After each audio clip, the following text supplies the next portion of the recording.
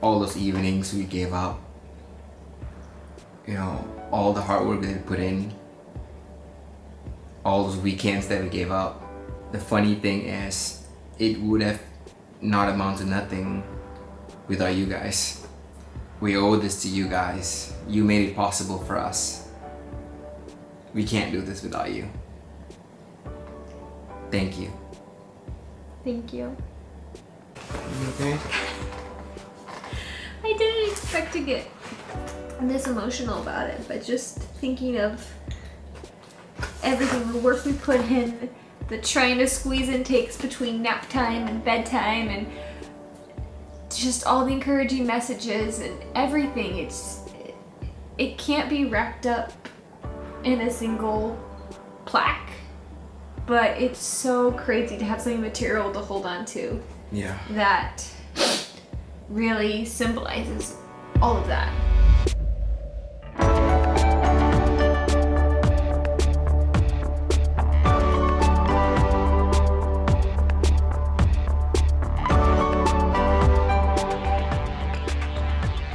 Boy, baby boy. Feeling Come good? on, baby, I can't wait to see you. You're so beautiful, little man. I'm your mama. I'm your mama.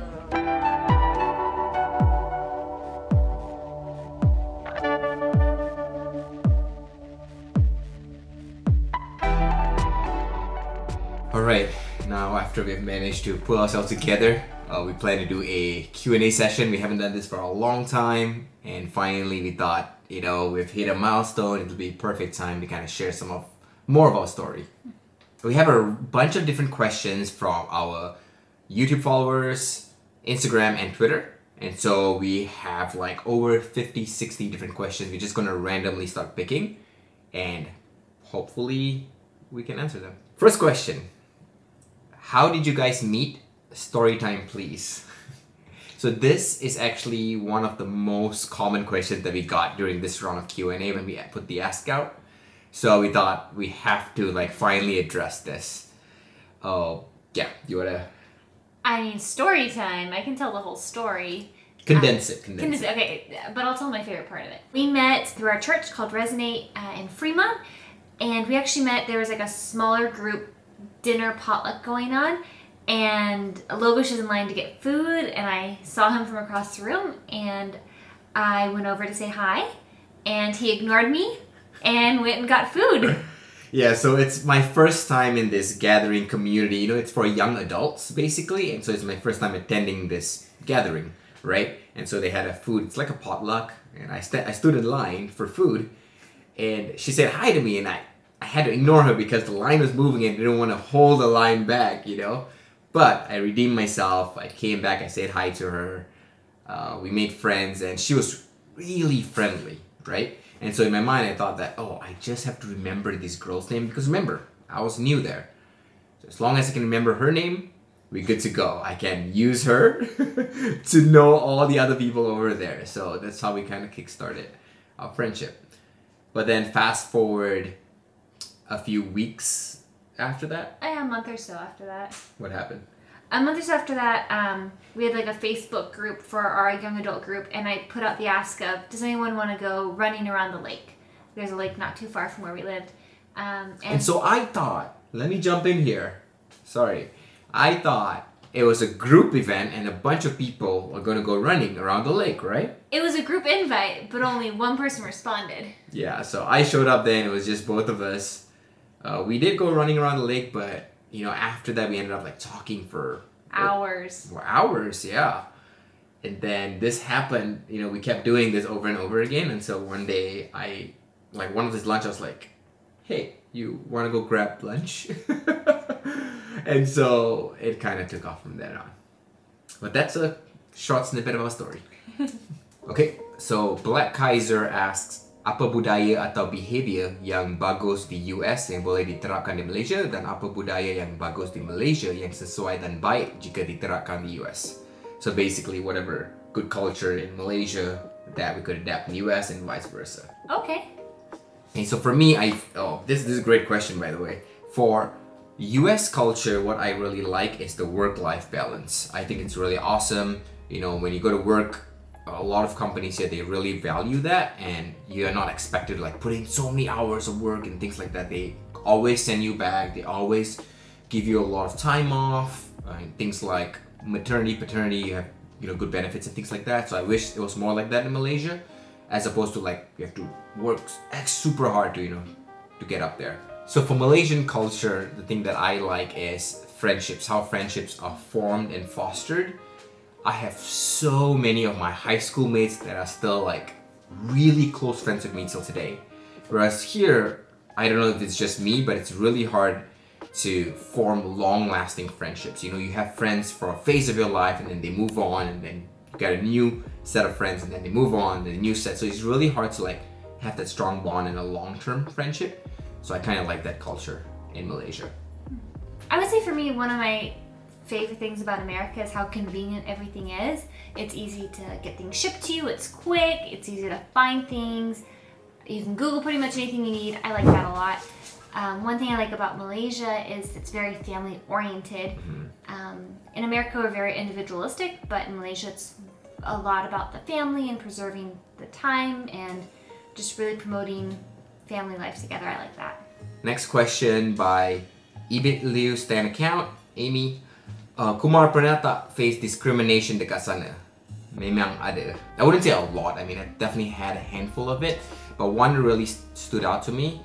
I was driving a friend's car. It's a really nice, fancy car, and I got pulled over by the police, and they asked me a lot of questions like, hey, you know, whose car is this? You know, stuff like that. And obviously I explained, oh, it's my friend's car. Apparently he didn't have his license plate in front, and so that's why he pulled me over. And while he was talking to me, other police went around and talked to Rachel, asking Rachel, hey, are you okay? Is everything okay? Basically almost implying that she was held against her will, like you weren't supposed to be together and something is going wrong in this car here. They just wanted to make sure that she's okay. I felt like that was so awkward and weird. Like, why would they even think that? Like, why could I not be in a car with a white girl, right? And so I just felt really discriminated in that whole situation. Yeah, it was actually our 1-year anniversary and we'd gone out for dinner. And it struck me so strange that she was so focused, the other police officer, she was so focused on asking me how I was and to make sure that I was okay when I was so frustrated that we got pulled over in the first place. It just felt so strange to me. Yeah, and just so you guys know that usually there's a law that you don't necessarily need a license plate in the front of your car in some cities, some states, so there's a lot of confusion. And it's my friend's car, right? And it's because of a special day I borrowed his car so that I can treat her to a nice dinner and, you know, give it fancy, but that's what happened.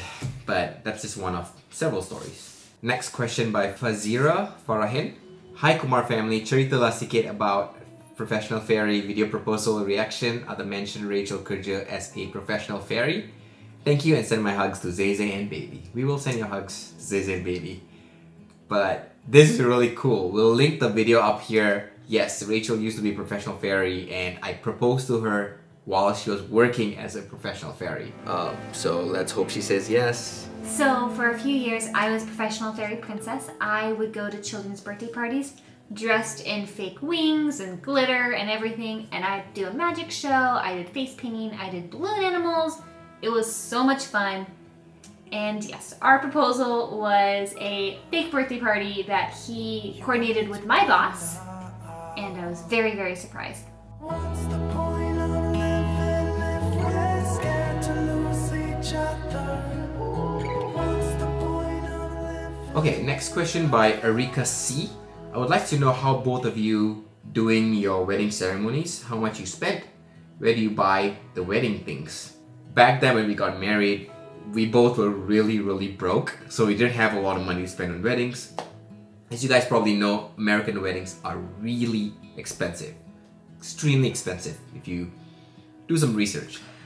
We were on a mission to spend the least amount of possible because we were broke and we just didn't want to spend a lot of money on the wedding. So it's really incredible, and mostly it's because of her. She did a lot of the work because I was in school. but our wedding only cost, not counting the video, because we really wanted to splurge on video, that's the only thing that you could take away from the wedding.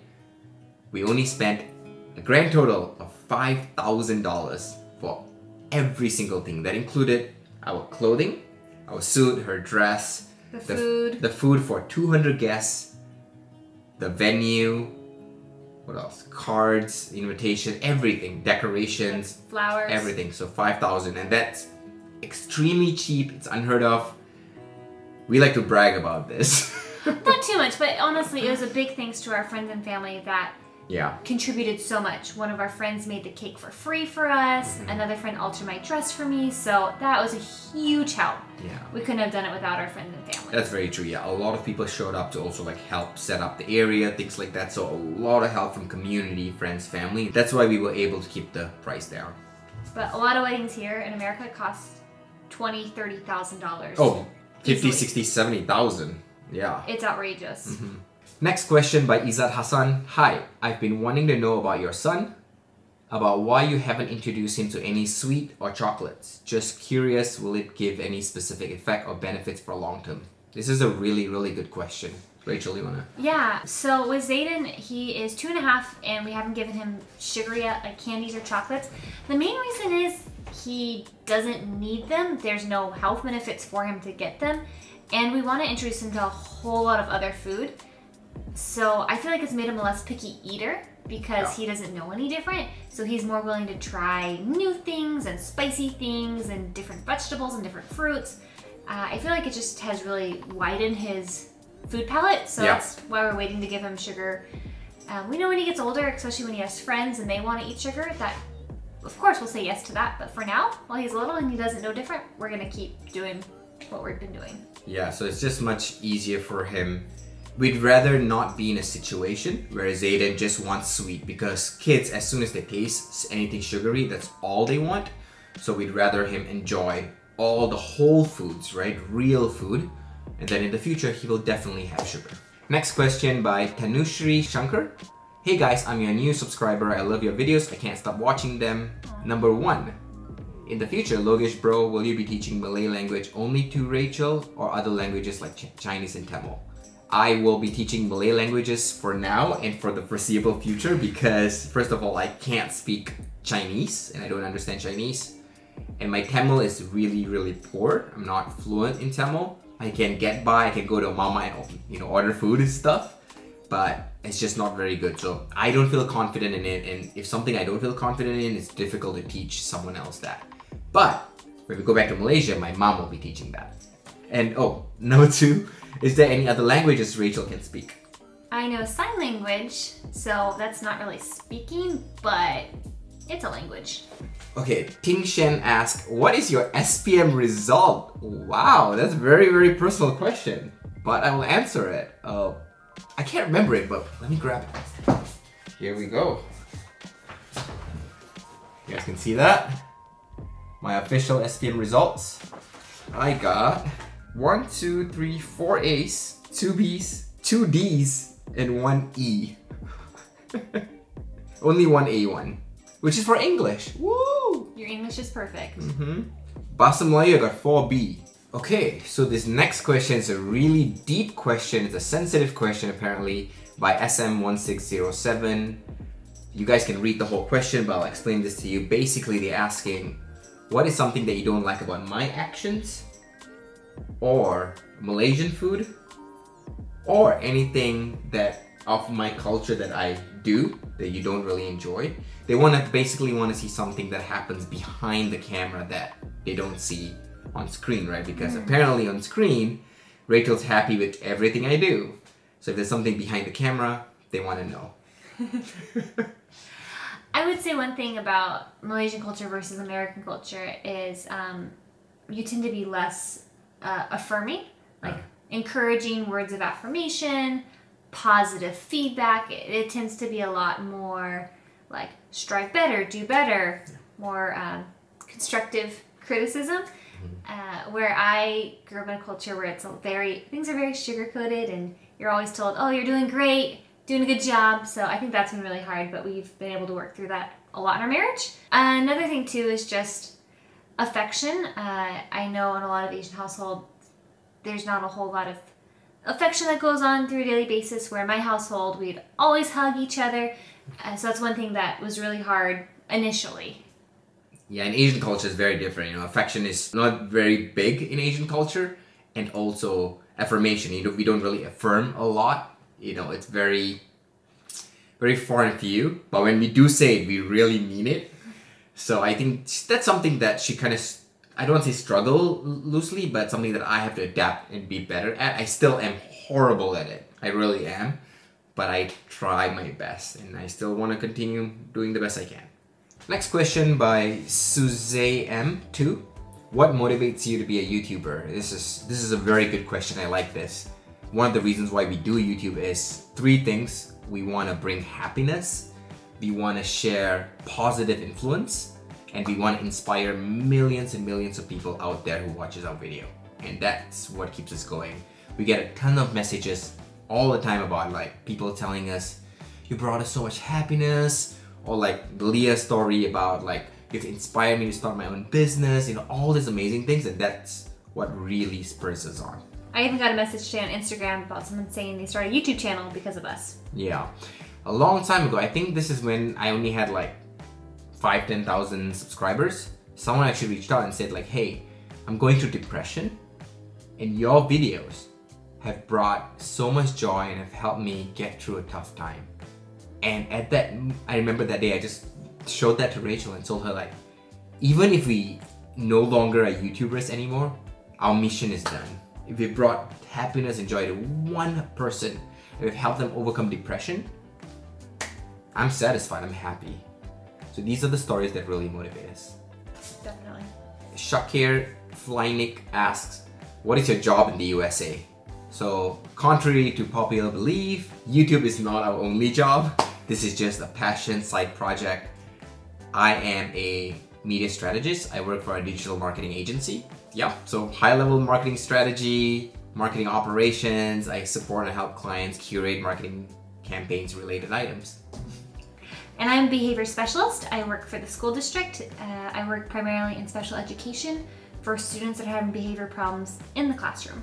Okay, so Bai Hani Lim asks, apa yang logis rasa rakyat Malaysia kena bersyukur kalau nak dibandingkan dengan US? So what Malaysians should be thankful in comparison to US? Number 1 is 100% healthcare. Healthcare here is extremely expensive. If you're not already watched it, go watch our video previously that we talked about this. But another thing is also taxes, yes. Taxes in America is extremely high. You hear about people earning this amount of money or that amount of money, but in actual fact, a large chunk and a large portion of that actually goes to the government. So in Malaysia, yes, there's also taxes, but it's just nowhere as high as it is here. Especially in the state that we live in, California. Okay, next question by Zafri Aiman. Number 1, why Rachel agrees to date and marry Logesh? What is Logesh's attractive attributes? I like that question a lot because I want to know. Honestly, one thing that just made me fall in love with him is that he's so genuine all the time. He does not try to put on any type of facade. It is 100% Logesh, no matter what. Attractive attributes, he's so handsome and he's got a really cute dimple, and it pops out when he's trying to be silly. Number 2, is Rachel's family are the kind who really likes to embrace other culture? I would jump in and answer 100% yes. They love a lot of other cultures and learning about it, especially Rachel's dad. I love it when I saw the males wore baju batik during Raya celebration. Yeah, so last year at Raya, we all try to wear batik clothing. That's the only one batik shirt that I had. Hopefully this year I can get more. Yeah, I would say my family is very supportive and they all love Logesh and have really put a lot of effort into learning more about Malaysia and about the culture. Yeah. Okay, so we got Alphaphia asks, is it true that parents in the US can't wait to kick out their kids when they turn 18? Curious. I think this goes back to the individualistic culture of as soon as you turn 18, you're legal to be out on your own. Parents want their freedom. So yeah, it is kind of a cultural thing. At 18, you send your kids off to college and then you aren't responsible for them anymore. And you get back your house and your space and all that. Next question is by Sleepy Deans. Does Zayden like to eat spicy or not? We'll answer this question in a video.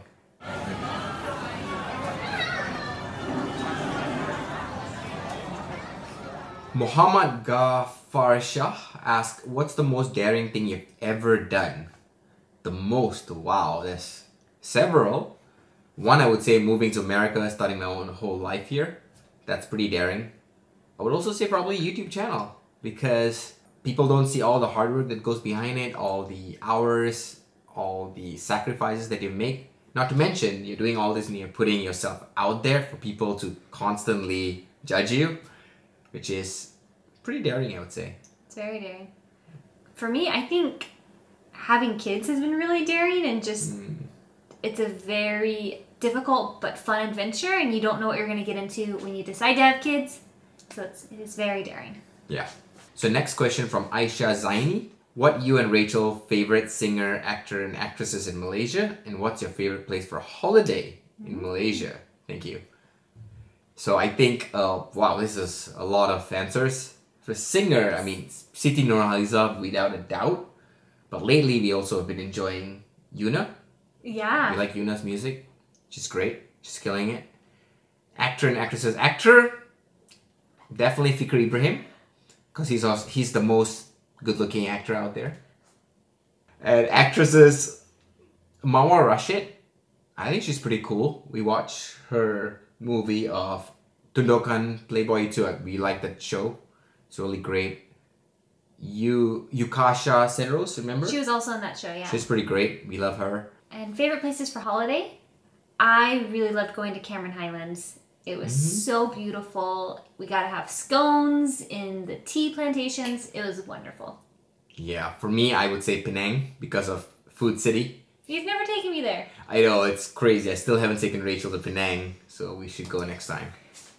Next question by Nashi. I have a question, is it difficult to live in America when you first started moving there? And how did you and your wife adapt to each other's culture and tradition? Yes, it's very, very difficult. When I first moved here, I thought it was going to be easy because I speak English, but when I came here, even the language was very different because we speak British English, they speak American English. It's very different, and there's a lot of cultural differences of how we do things, the way we think, a lot of differences. And so, going to the next question, how you and your wife adapt to each other's culture and tradition. The very, very important thing to think about is, first of all, communication. We constantly communicate all the different things that happen between us. And secondly, you need to have the mindset to embrace the other culture. If you go into with the mindset of your culture is better and that culture is not good, it's just going to be very difficult. You need to be willing to accept and try different things and understand why they do things a different way. So once you have the mindset of embracing, you can easily adapt to anything. 4M Ahmad Alif Ramdan asks just one quite fascinating question. If there is no pandemic right now, how often do you usually go back to Malaysia in a year? We would go back to Malaysia almost every single year. I think I've missed 1 or 2 years since I moved here, but for pretty much we try to plan one trip back to Malaysia a year. Okay, Sabrina Liu asks, can you suggest some effective ways to release stress and stay positive?